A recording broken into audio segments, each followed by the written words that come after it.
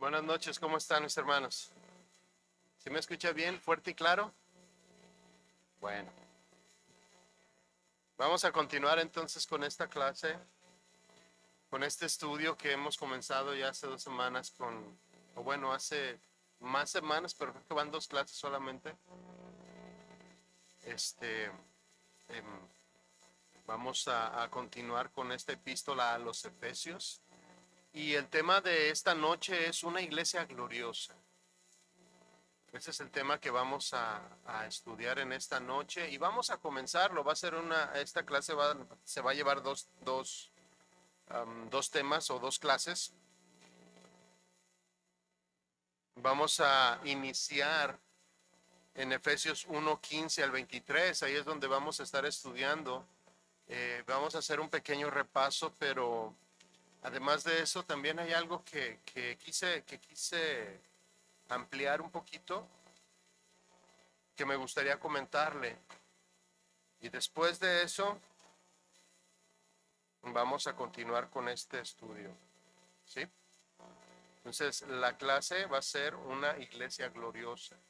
Ese va a ser el título de este tema que se va a tratar en este día y la próxima vez que nos toque, o en 15 días, vamos a tocar de nuevo y terminar con este tema. Entonces, vamos a hacer un pequeño repaso, mi hermano. Tocamos entonces en los versículos del 1 al 14 del capítulo 1 estuvimos hablando acerca de eso, en donde hablábamos acerca de que esta oración o cómo Pablo comenzaba con esta oración en esta epístola a los Efesios. Él comienza con una oración, saluda y inmediatamente comienza a orar y comienza él a exaltar de una manera muy, ¿cómo decirlo? Con mucho agradecimiento, con mucha exaltación, con mucha admiración a lo que es la figura del Señor y su obra. Vemos esta oración o vimos esta oración del verso 3 al 14. Entonces él anuncia o comienza de esta manera orando y comenzó así, y dice en el versículo 3, primera de Efesios, no es primera, es Efesios 3. Dice, bendito sea el Dios y Padre de nuestro Señor Jesucristo, que nos bendijo con toda bendición espiritual en los lugares celestes en Cristo. Esto fue lo que estuvimos comentando y estuvimos tratando. Dice en esta porción, o comienza Pablo hablando diciendo que tú y yo hemos sido bendecidos con toda bendición espiritual. Es decir, nos ha capacitado de todas las cosas que necesitamos para vivir la vida cristiana. De eso se trata esta oración al principio. De esto habla esta oración al comienzo, de todas las capacidades que Dios depositó sobre cada uno de nosotros. Además de esto menciona que fuimos escogidos, una de las partes de las bendiciones espirituales menciona que fuimos escogidos desde antes de la fundación del mundo. Dice que fuimos predestinados por amor, que fuimos adoptados hijos suyos. Dice también que fuimos aceptos en el amado, fuimos redimidos, fuimos llenos de gracia. Todas estas bendiciones las ha puesto el Señor en nuestra vida y en nuestro ser interior. Nos ha capacitado completamente, llenos de gracia. Nos dio sabiduría e inteligencia espiritual para poder gobernarnos, para poder actuar, para poder vivir la vida cristiana práctica. Fuimos herederos también, dice ahí, herederos juntamente con Cristo Jesús. El Señor nos hizo salvos. Todas estas bendiciones espirituales estuvimos hablando acerca de ellas, que vienen a ser parte de cada uno de nosotros. Vienen a ser parte tuyas y vienen a ser parte mías. También en esta oración menciona a la Trinidad y estuvimos hablando acerca de eso. Veíamos cómo de manera clara la labor tan perfecta entre el Padre, el Hijo y el Espíritu Santo obrando en la vida de cada uno de nosotros. Una labor con una armonía, trabajando en favor tuyo y mío, trabajando en nuestra en nuestro crecimiento, en nuestra santidad, en nuestra fe, en nuestra pureza. Todas estas cosas las tenemos y las tocó Pablo en esta oración. Los tres, la Trinidad, Padre, Hijo y Espíritu Santo, trabajando para que lo conozcamos, ¿sí? Para que lo conozcamos, para que nos arrepintamos y también para perdonar nuestros pecados y para tener una vida diferente. Menciona también en la parte última de esta oración que el fundamento de la iglesia es Cristo. Y aquí es donde me gustaría ampliar un poquito. El fundamento de la iglesia es el Señor Jesucristo. El apóstol Pablo presenta al Señor Jesús como el fundamento, como la roca firme. De ahí para arriba, nuestra roca sólida la presenta el apóstol Pablo en estos primeros versículos. El Señor, mis hermanos, el Señor Jesús es el único acceso que tú y yo tenemos al Padre. Es la única puerta que existe para ir con el Padre. Es el único puente que conecta al hombre con Dios. Ese es el Señor Jesucristo. Y es importante que tengamos esto bien presente, porque hoy se predican muchos evangelios, incluso dentro de las iglesias cristianas. Se predican muchos evangelios en donde se diluye este mensaje. Pero qué importante es que tengamos siempre en mente que el fundamento de la congregación, el fundamento de cada uno de nosotros debe de ser el Señor. Acompáñame a Juan 10:9, por favor. Por favor.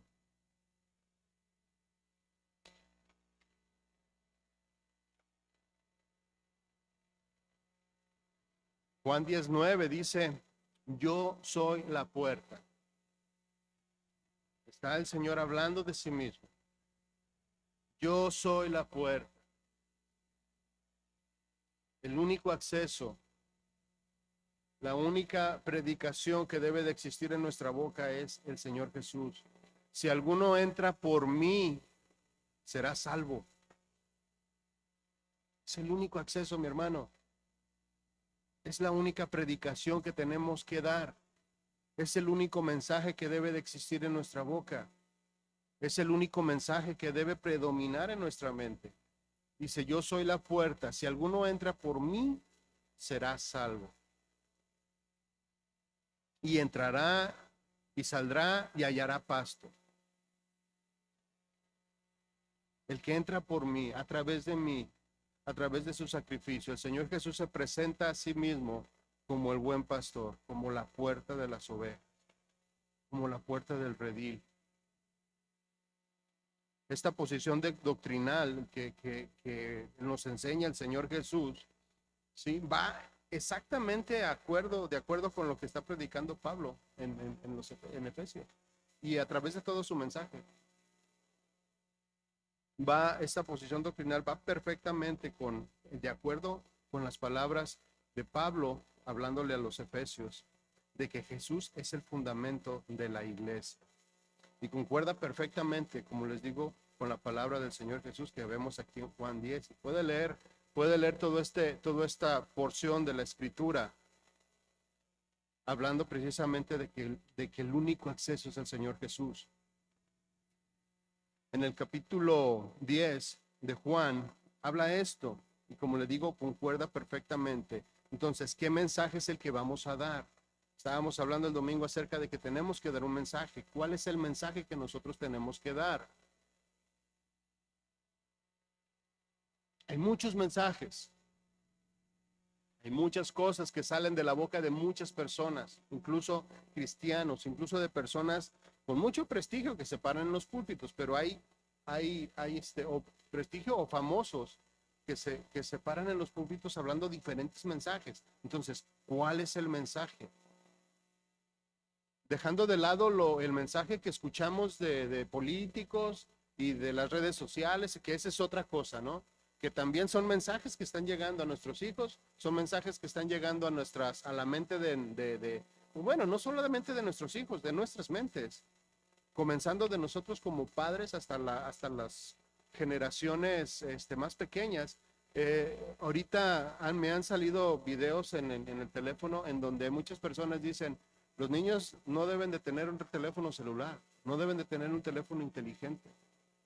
No, o sea, les hace daño, es nocivo que los niños tengan, o sea, propio un teléfono en donde puedan estar casi 24 horas al día pegados en el teléfono. Es nocivo. Estaba escuchando que hay una propuesta en México de un gobernador que quieren quitar precisamente o prohibir o restringir el acceso a los teléfonos de los jóvenes desde 14 años para abajo.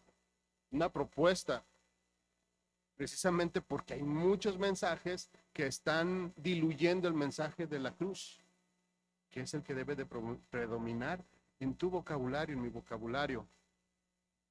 Entonces, dejando de lado todas estas cosas de las redes sociales y de la agenda política y todo eso, hay mensajes en las iglesias que no van de acuerdo con el evangelio. Se ha diluido. El mensaje de la cruz no es popular. El mensaje de la cruz confronta. El mensaje de la cruz, cuando tú lo escuchas, te lastima. Te lastima porque hiere el yo. Hiere nuestro pecado, hiere nuestra comodidad. Por eso no es tan cómodo. Pero es el mensaje que debemos de predicar. Es el que va de acuerdo a lo que el Señor Jesús nos dijo y va de acuerdo a lo que Pablo también predicaba. Hoy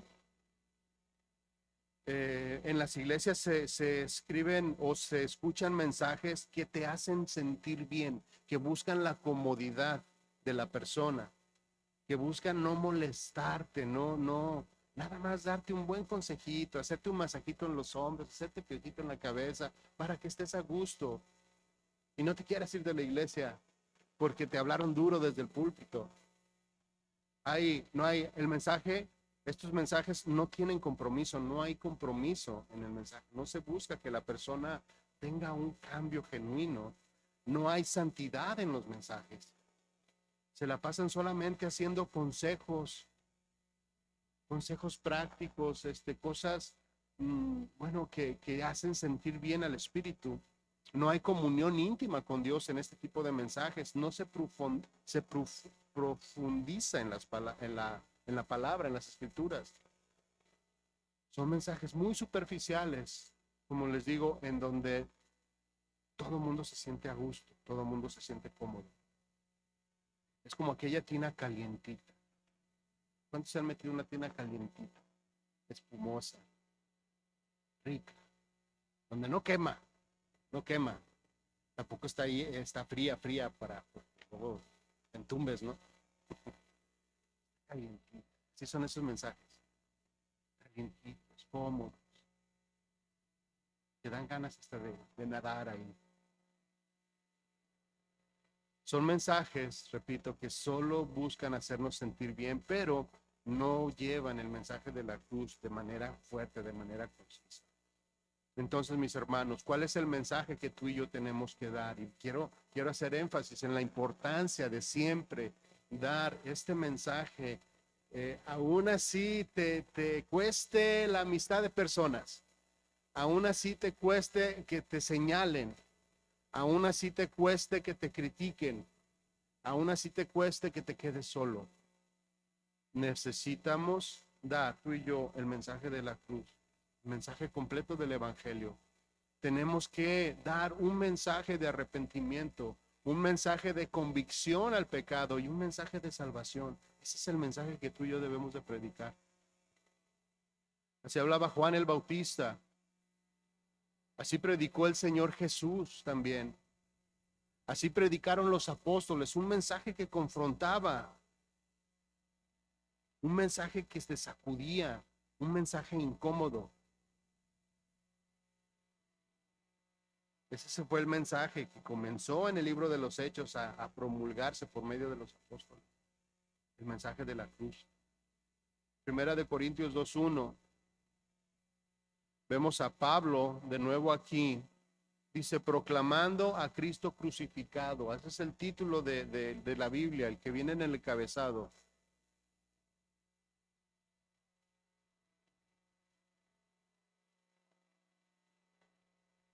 Primera de Corintios 2:1 dice, así que, hermanos, cuando fui a vosotros para anunciaros el testimonio de Dios, no fui con excelencia de palabras o de sabiduría. Es decir, que no iba a quererlos convencer con palabrería, con filosofías, con pensamientos humanos, con pensamientos modernos, con las redes sociales, con la agenda política, no. Él iba con un solo mensaje. Dice el 2, pues me propuse no saber nada entre vosotros, cosa alguna, sino a Jesucristo y a este crucificado. ¿Qué mensaje vamos a dar entonces, mis hermanos? El mismo mensaje que daba Pablo. Un mensaje que convierte el corazón, que traspasa, que sí es doloroso, traspasa, porque te confronta, pero es el mensaje que trae salvación. El mensaje que tú y yo, este es el mensaje que tú y yo debemos de dar, que debemos de presentar para que las personas conozcan al Señor. No para que conozcan la iglesia, no para que conozcan al predicador, no para que conozcan un movimiento, no que para que conozcan lo que está de moda. Necesitan las personas conocer a Dios a través de la predicación del Evangelio. Y esto es lo que presentaba Pablo a los Efesios, dando toda una acción de gracias, y lo que continúa hablando acerca de la grandeza que Dios había depositado en la iglesia, que Dios había depositado en los hermanos, que Dios había depositado en ti y en mí. Nos ha capacitado el Señor para hablar precisamente de este tema. Nos ha dado entendimiento, nos ha dado la capacidad de discernirlo, de vivirlo, de gustarlo y de poderlo hablar y predicar. Pero no le bajen, no le bajemos al mensaje de la cruz.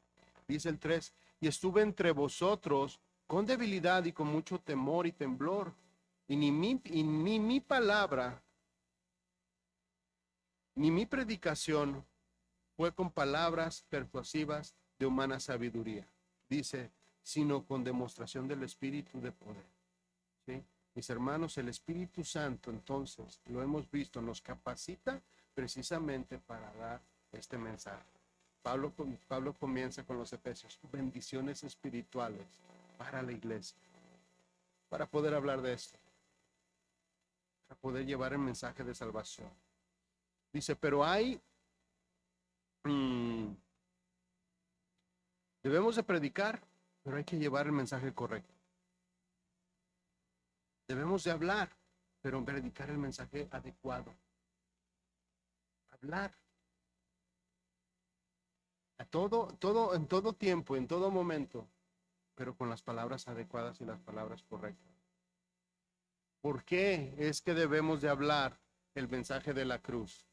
¿Por qué la importancia de no diluir el mensaje? ¿Por qué la importancia de siempre que abramos nuestra boca para edificar o para hablarle a alguna persona de este mensaje? ¿Por qué siempre debe de ir el mensaje de la cruz por delante? El versículo 5 dice, para que vuestra fe no esté fundada en sabiduría de hombres, sino en el poder de Dios.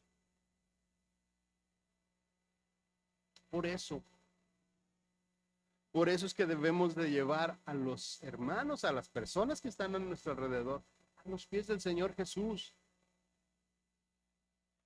para que estén fuertes, para que no pongan su mirada en los hombres, para que pongan su mirada en el poder de Dios, lo que puede hacer Dios en la vida de cada ser humano. Muy mal que esté, por muy difícil que sea la situación, por muy pecador que sea, por como sea, Dios nos ha dado el poder de Dios. Por eso debemos de predicar el Evangelio, y por eso nosotros debemos de vivir dentro de este Evangelio, un Evangelio de compromiso, un Evangelio fuerte, un Evangelio que transforma nuestra vida, y no un Evangelio cómodo, un Evangelio dominguero, un Evangelio que cuando tengo ganas voy, un Evangelio que si no tengo nada que hacer, voy a la congregación. que va llegando el día de la reunión y estamos pensando, ay, ¿qué tengo que hacer? O sea, a ver si algo me sale para no ir. No, mis hermanos. El mensaje de la cruz precisamente crucifica todas aquellas cosas que nos impiden llegar a la presencia del Señor. Saben, mis hermanos, la fe de muchas personas eh, en la iglesia no está fundamentada en el poder de Dios. Porque, ¿por qué lo digo esto? Porque se puede notar en algunas personas que su fe no está fundamentada en el poder de Dios, está fundamentada en muchas otras cosas alrededor. Está fundamentada en si el edificio es cómodo, en si hay aire acondicionado. Créanme que lo hemos visto muchas veces. Y no me refiero a ninguno de ustedes. Ustedes están aquí, estuvieron en la carpa aguantando fríos, vientos y tempestades,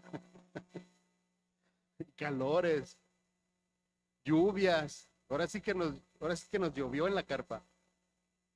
Pero, pero créanme que a través de los años hemos visto personas que si no hay aire acondicionado no va, si no hay un buen grupo de alabanza no va, si los maestros, si los sugieres, si las sillas, si el horario, tantas y tantas cosas por las cuales las personas no van a la congregación, prefieren hacer otras cosas, porque no están fundamentadas en el poder de Dios.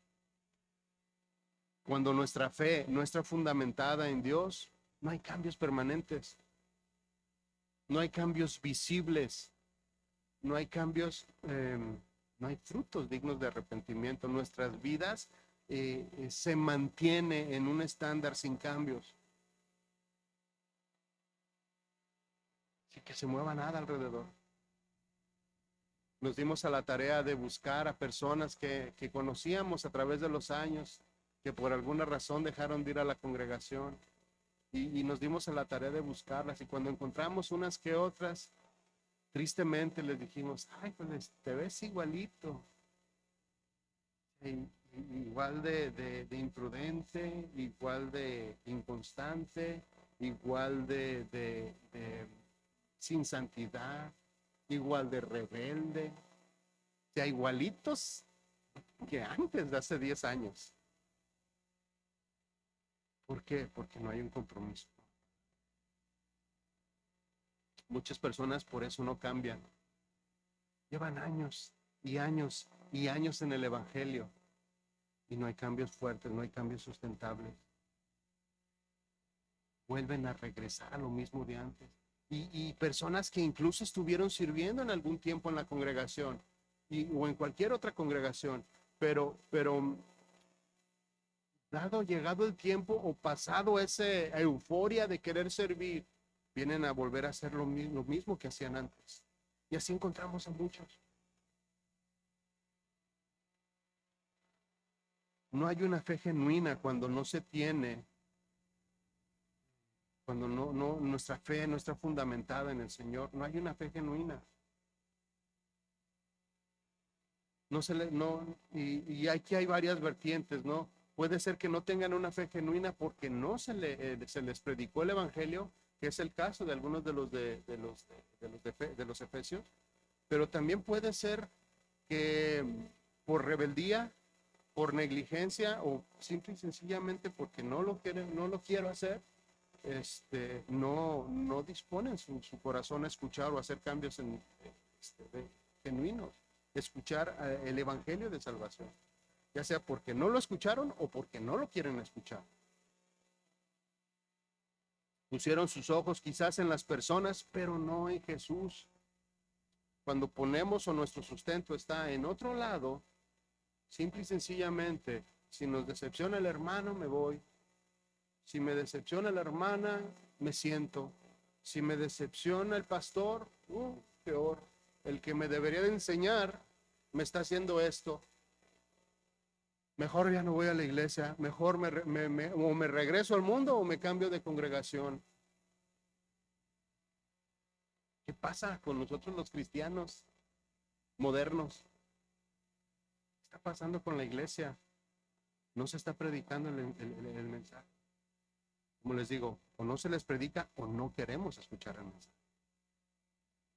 Porque también es el otro lado, que sí se predica el mensaje, pero no lo quieres seguir.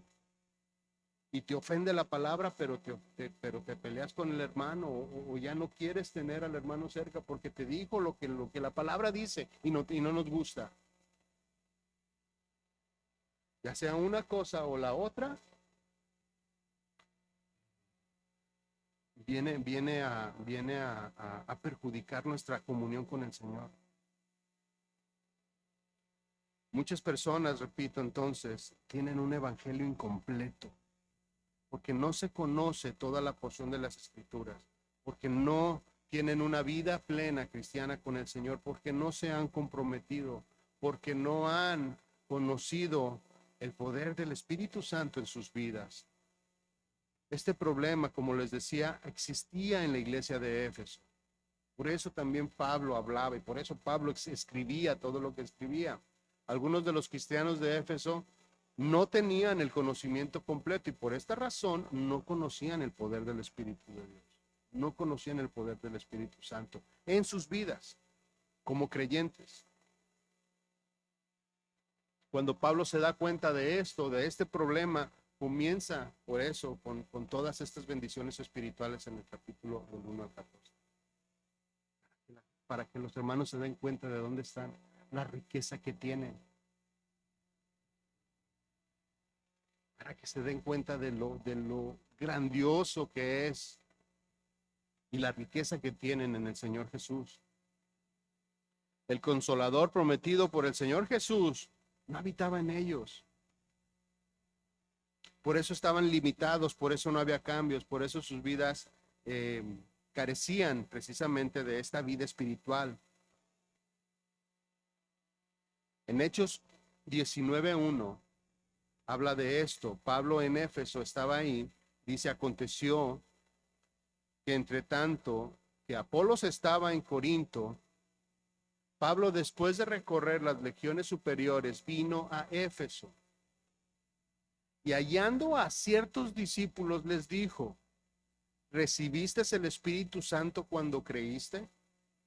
Se está preguntando acerca del Evangelio de Salvación, le está preguntando acerca del Evangelio del Señor Jesús. Pregunta: ¿qué vio Pablo en los cristianos de Éfeso para que les hiciera esta pregunta? Yo les decía hace rato, una vida espiritual es visible. Una vida espiritual da un testimonio notorio. Hay un árbol de naranjas en la casa y tiene unas naranjitas así que parecen limones.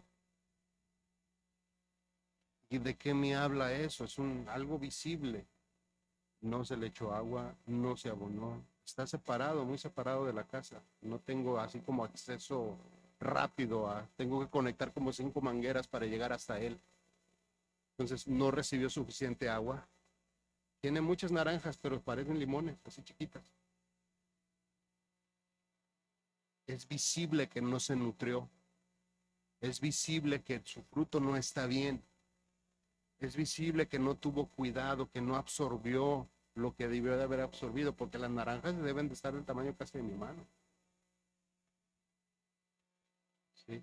¿Qué vio Pablo entonces en estos cristianos para que les hiciera esta pregunta? La vida espiritual, repito, es notoria. Una persona que vive una vida espiritual es una persona diferente. Una persona que habla diferente. Una persona que se comporta diferente. Una persona que piensa diferente. Y eso es notorio. Eso se puede ver, mis hermanos. Y yo creo que tú te puedes dar cuenta de la persona que es espiritual y la persona que no es espiritual. Simple y sencillamente por la reacción. Por lo que sale de su boca, por lo que deja ver.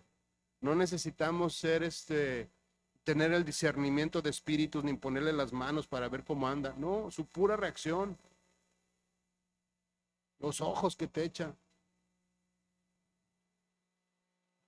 Se le hincha el poro así.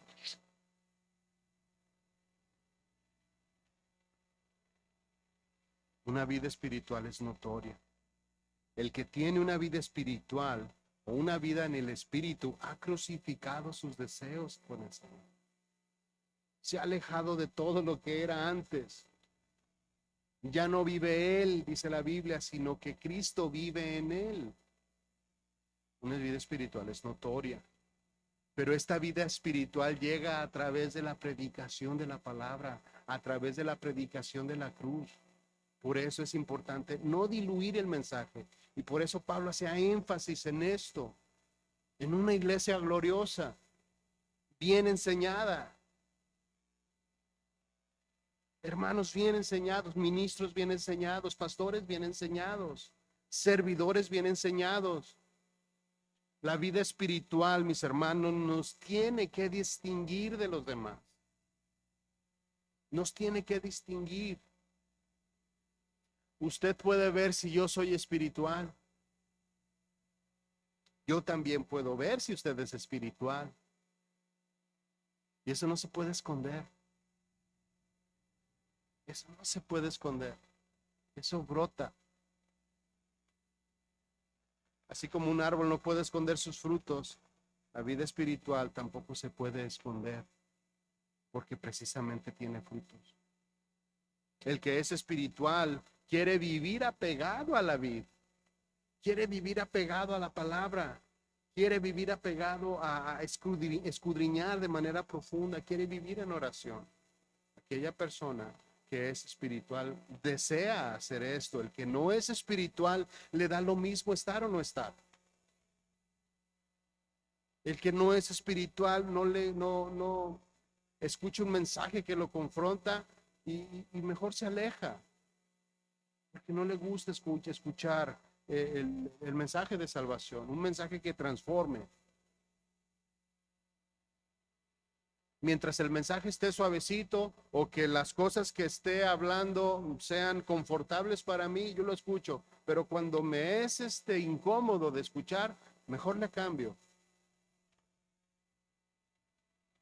El que es espiritual busca lo espiritual. El que no es espiritual prefiere las cosas que no le incomoden. Ya no necesariamente del mundo, sino que no le incomoden, que no lo transformen, que no saque su pecado a relucir. El que no tiene una vida espiritual prefiere todas estas cosas o todas las cosas antes de preferir a Dios. Entonces, al ver estas cosas, al ver esta problemática en ellos, por eso les pregunta, por eso fue la pregunta de Pablo, ¿recibieron al Espíritu Santo? Porque algo faltaba, algo no checaba, algo estaba mal ahí. Recibieron el Espíritu Santo y dice, sigamos leyendo, dice, ellos le dijeron, ni siquiera hemos oído si hay Espíritu Santo. No estaba el mensaje completo. No les había llegado todo el mensaje a ellos. No tenían todo el conocimiento, no habitaba el Espíritu de Dios en ellos, estaban limitados. Y así hay muchos cristianos en la actualidad, cristianos incompletos, que no se les ha predicado el mensaje porque se van a iglesias en donde ¿cómo decirlo? No se confronta con el pecado, o porque no lo quieren escuchar, así de sencillo. Pero por una o por otra no tienen el conocimiento completo. En el caso de los cristianos de Éfeso, a ellos no se les había predicado el evangelio completo. Solamente conocían una parte, que hablaba solamente de arrepentimiento, pero no hablaba de la redención del Señor Jesucristo. No hablaba de la salvación por medio de la cruz. No hablaba de la salvación por medio de la sangre, que habíamos sido comprados por precio, que nuestros pecados habían sido perdonados y habían sido lavados por la sangre del Señor Jesús. Ese mensaje todavía no les había llegado. El primero, o dicen comentarios, y la misma Biblia lo comenta, que Apolos fue el que les predicó de primera instancia a ellos.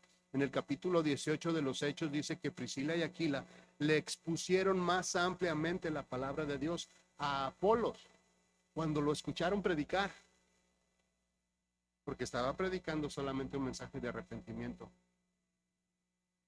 También él necesitaba escuchar la otra parte y entonces predicar de manera completa el mensaje del evangelio. Versículo 3, vamos a seguir leyendo. Entonces dijo: ¿en qué pues fuiste bautizados? Ellos dijeron: el bautismo de Juan. Repito, que hablaba de arrepentimiento. Y dijo Pablo: Juan bautizó con bautismo de arrepentimiento, diciendo al pueblo que creyeran en aquel que vendría después de él. Dice, y ese es, o esto es, en Jesús, el Cristo.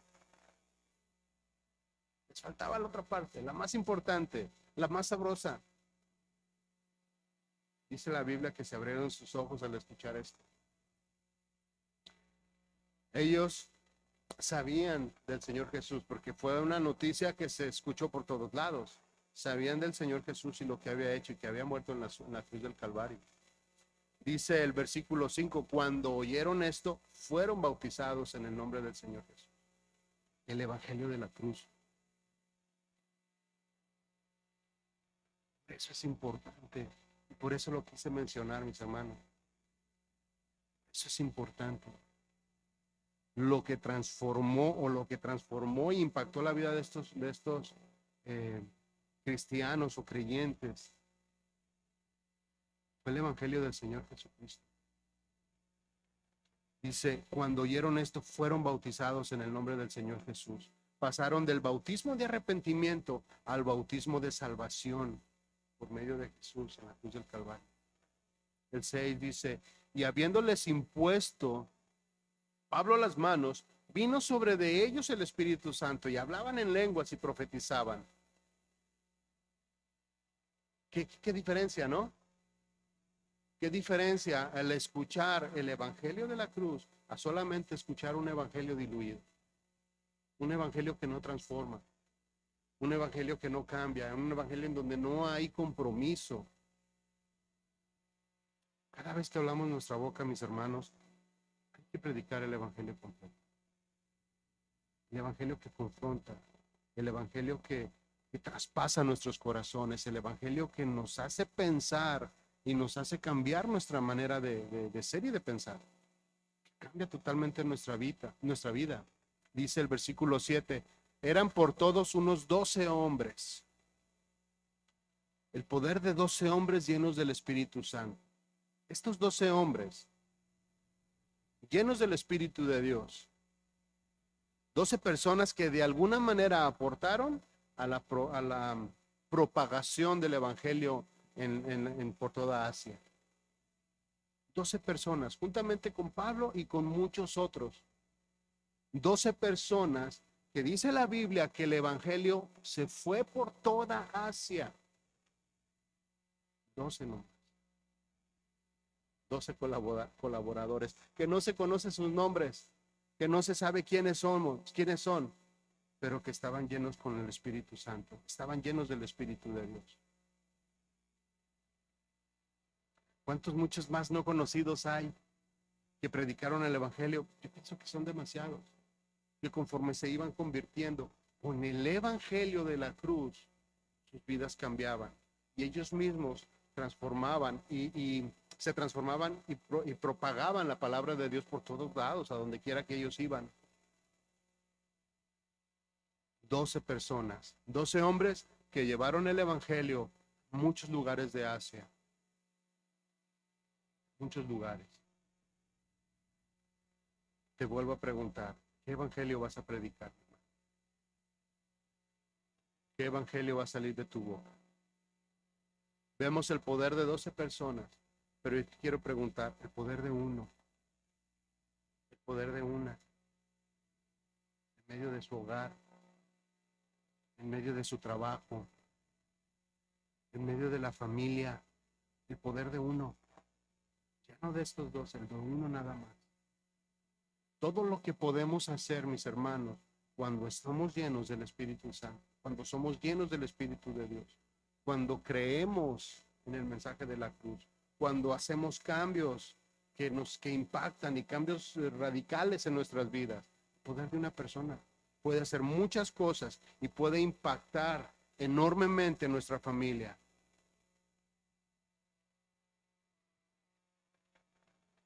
¿Qué evangelio vas a predicar? La iglesia, la Biblia nos recomienda que prediquemos el evangelio de que prediquemos a Jesucristo, pero a Cristo crucificado. Esa es la manera en que tú y yo vamos a poder hacer cambios radicales en nuestras vidas. Punto. Esto es lo que quería comentar. La importancia de fundamentar nuestra fe en el Señor Jesucristo y de predicar de ella. ¿Sí? Entonces, vamos a seguir adelante. Efesios 1:15. Vamos a leer.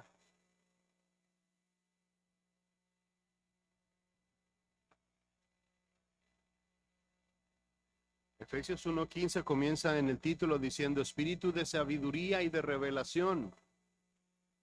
Dice, por esta causa, también yo, habiendo oído de vuestra fe en el Señor Jesús y de vuestro amor para con todos los santos, no ceso de dar gracias por vosotros, haciendo memoria de vosotros en mis oraciones. Dice, por esta causa, ¿sí? Y hace referencia a todas, o hace un recordatorio a todas las bendiciones espirituales que ya hablamos. Por eso dice, por esta causa. Por esa causa estaba agradecido, por esa causa estaba contento, por esa causa estaba lleno de vida, aún a pesar estaba en la cárcel. Y eso es un dato que no se nos tiene que no se nos tiene que olvidar. Toda esta alegría, todo este poder de Pablo, todo este contentamiento, todo este agradecimiento lo estaba haciendo desde la prisión.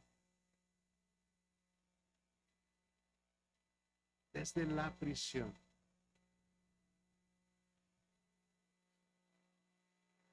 El apóstol entonces comienza esta segunda porción de la escritura o de esta porción del capítulo 1 y da gracias a Dios por todas estas bendiciones que hemos hablado. Todas estas bendiciones fueron entregadas o dispersadas por toda la iglesia. Fueron entregadas a todos nosotros. Fueron llevadas, o cómo decirlo, fueron dadas a toda la iglesia, todas estas bendiciones espirituales, para que funcionemos bien, para que seamos de testimonio, para que la palabra que llevemos sea con poder, para que vivamos con ejemplo, para que nuestra vida impacte a los que nos rodean. Entonces, pues yo creo que de eso se trata la vida cristiana. Para eso nos convertimos, para vivir una vida diferente también, para ser ejemplo de la Grey. Así como Jesús fue un ejemplo para nosotros, pues nosotros tenemos que ser ejemplo. El Señor Jesús no solo vino a vivir o a cumplir la ley, sino que la enseñó, la mostró a todos nosotros. Ese es el tipo de vida que tú y yo debemos de tener, el tipo de ejemplo al cual nosotros debemos de seguir. No solo se limitó, repito, no solo se limitó a vivir su vida de manera pura, de manera santa, sino que agarró a sus 12 discípulos y los comenzó a enseñar, y a enseñar, y a enseñar. Y entre ellos había mucha multitud que los seguía y que los enseñaba. De eso se trata la vida cristiana. Aprender, vivirla y enseñarla.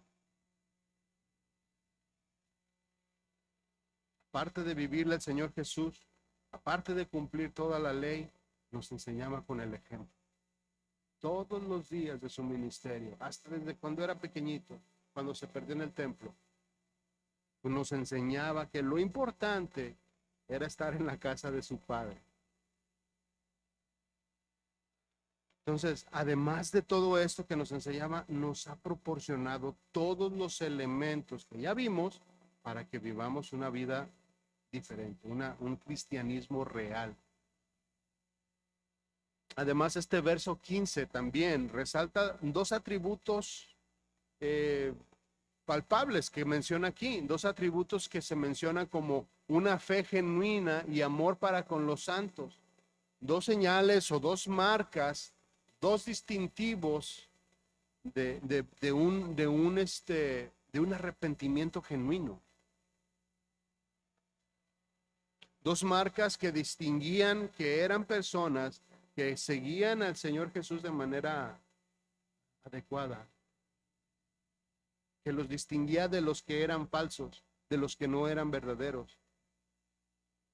El falso cristiano no tiene una fe en Jesús, no tiene amor por los hermanos, no le cree al Señor, no le sigue, mucho menos tiene cambios, mucho menos podría amar a alguien.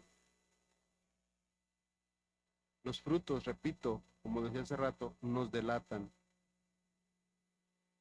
Y si no amamos a Dios, pues mucho menos vamos a poder amar a los hombres.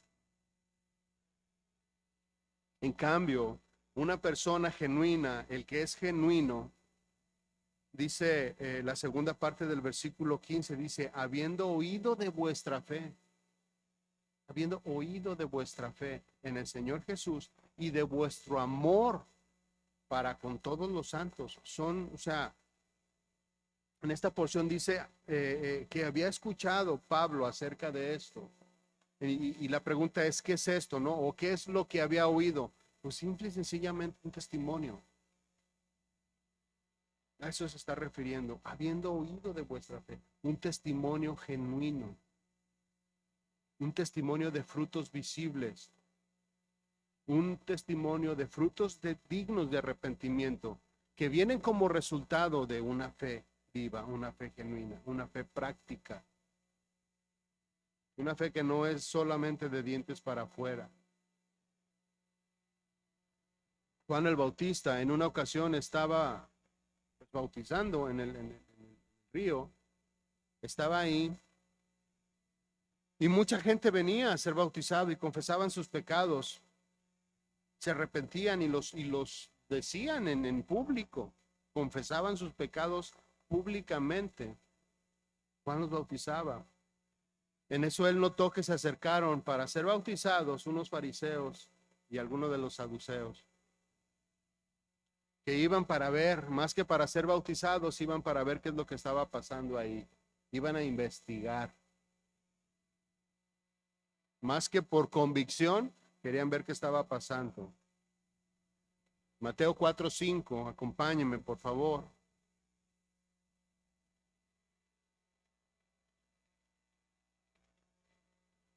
Dice, acudía entonces en Jerusalén toda Judea y toda la región alrededor del Jordán, y confesando sus pecados eran bautizados por él en el río Jordán.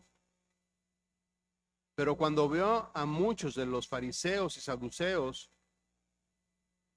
venían para él, para el bautismo, les dijo, camada de víboras,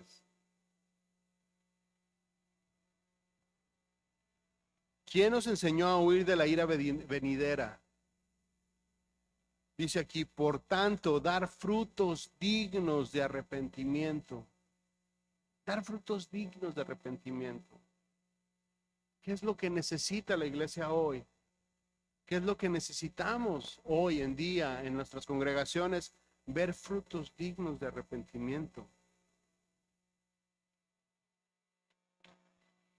En el versículo 15 de Efesios menciona Pablo frutos dignos de arrepentimiento como la fe y el amor. Pero también necesitamos la santidad. También necesitamos un fruto como la paciencia. También necesitamos la paz que sobrepasa todo entendimiento. También necesitamos contentamiento. ¿Cuántos cristianos viven molestos con la vida que tienen? Necesitamos contentamiento. Necesitamos también frutos como la transformación de nuestro carácter. Frutos dignos de arrepentimiento. Necesitamos un carácter dócil. Necesitamos una mente que sea bíblica, una mente diferente. Todas estas cosas, mis hermanos, nos distinguen o distinguen que tenemos una fe genuina, nos distinguen de los falsos, de los falsos a los verdaderos. ¿Qué es lo que vio Pablo con estos hermanos?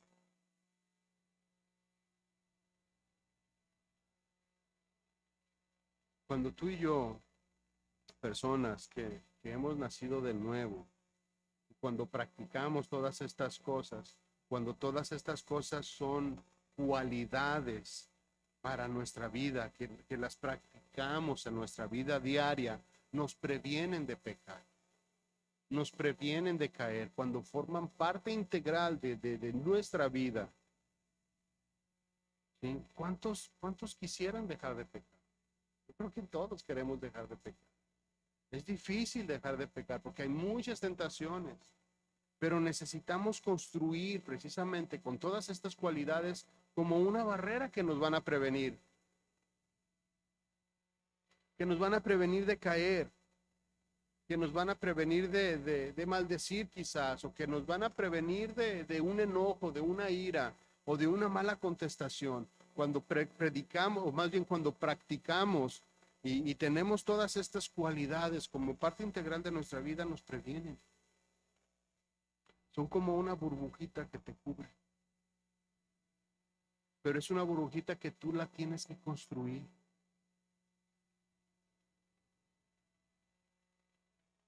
Una burbuja que te va a proteger.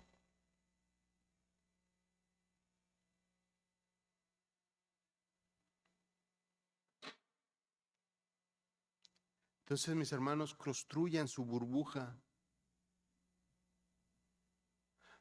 Construyanla ustedes mismos con todas estas cualidades para que cuando venga el maligno no pueda penetrar. Y claro que va a doler, pero no te va a destruir.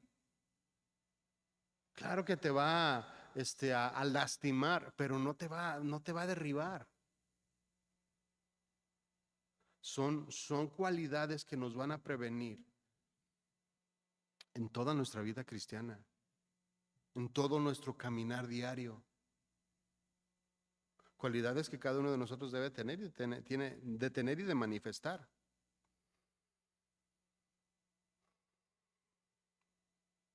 Y ya para terminar, dice Efesios 1:17, para que el Dios de nuestro Señor Jesucristo, el Padre de gloria, os dé espíritu de sabiduría y de revelación en el conocimiento de Él.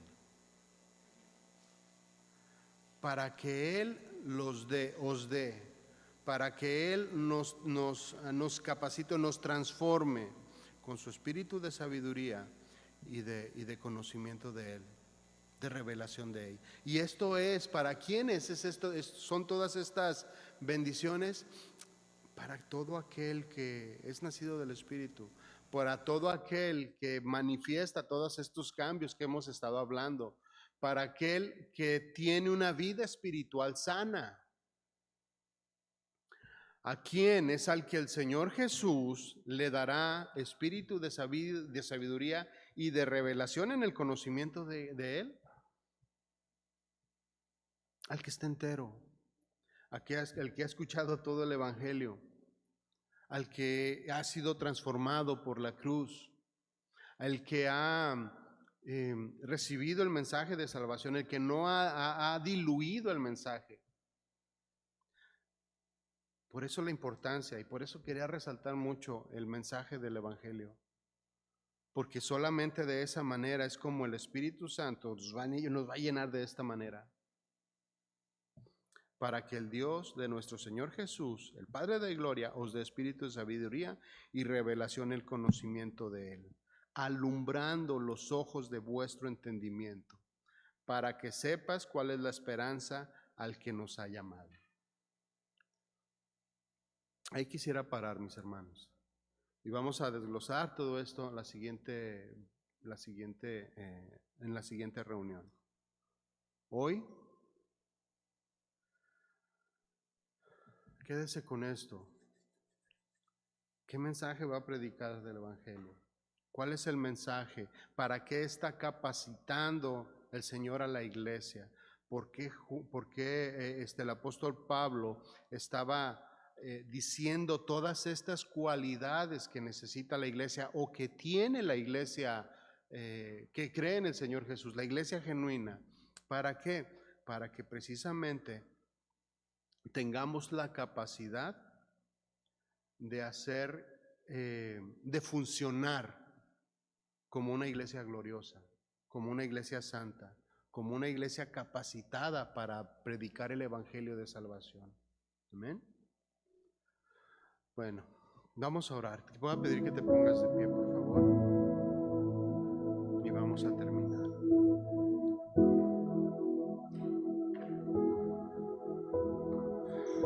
Señor, te damos gracias. Te damos gracias porque tú nos salvaste, Señor, porque tú nos redimiste, porque la predicación de la cruz, Señor, nos ha confrontado y nos ha sacudido de tal manera que hemos entendido, Señor, que necesitamos cambiar. Y que a su vez, Señor, ese mismo mensaje es el que cada uno de nosotros debe de predicar con valentía, con discernimiento, con conocimiento, Señor, con alegría en el corazón, aún a pesar de las dificultades, con denuedo, con fortaleza, Señor. Pablo lo predicaba desde la cárcel. Nosotros no estamos en una prisión, nosotros estamos en nuestros hogares, Señor. Y a veces esa comodidad nos juega mal, porque estamos demasiado cómodos, Señor, y no queremos salir, y no queremos predicar el evangelio que confronta, el evangelio que transforma. Ayúdanos, Señor, danos ese valor como el de Pablo, esa fuerza, esa entereza que él tenía, Señor, para predicar las buenas nuevas en cualquier lugar, en cualquier momento, bajo cualquier situación, Señor. Danos entendimiento, Señor, del evangelio que transforma, del evangelio que confronta, del evangelio que hace cambios permanentes en nuestras vidas, Señor.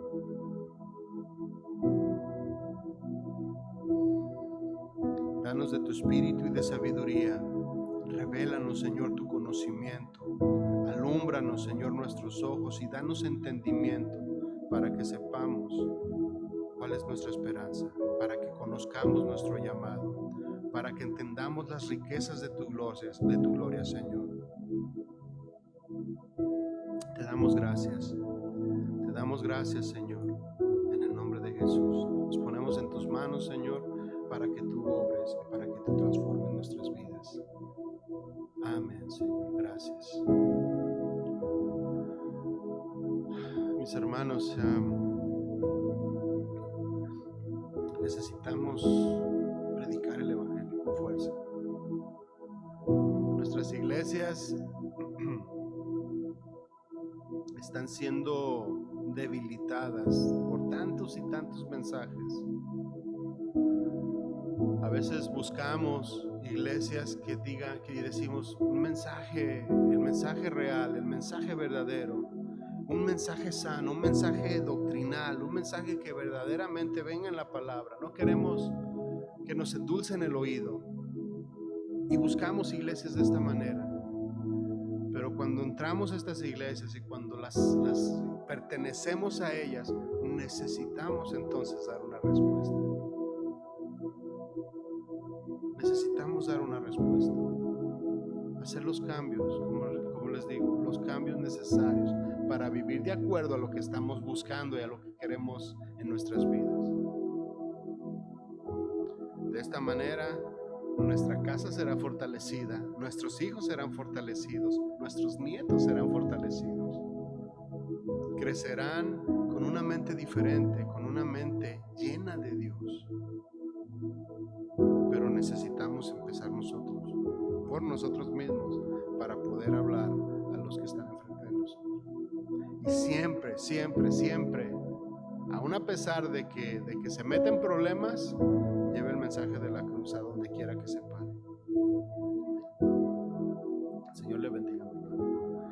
vemos aquí el próximo domingo, si Dios quiere. Si quiere invitar a alguien, invite a quien usted quiera. Amén. Nos vemos.